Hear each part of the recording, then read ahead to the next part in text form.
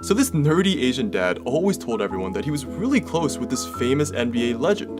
But although no one believed him, it wasn't until he died that they finally learned the incredible truth. You see, since Lin Wang was just a cat litter scientist from Iowa, everyone would always tease him when he mentioned that he was really good friends with Charles Barkley.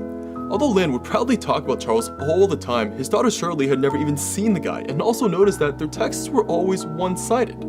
So since her dad never even cared that no one believed him, Shirley just figured that he had probably just met Charles once and that was it. And it wasn't until her dad tragically passed away from cancer a few years later that she was stunned to see Charles Barkley himself actually show up to his funeral. You see, as it turns out, a really long time ago, Lin just so happened to run into Charles at a hotel they were both staying at.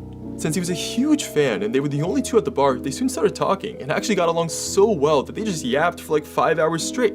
Since Charles thought Lin was one of the happiest people he'd ever met, he hung out with him the next 2 nights as well.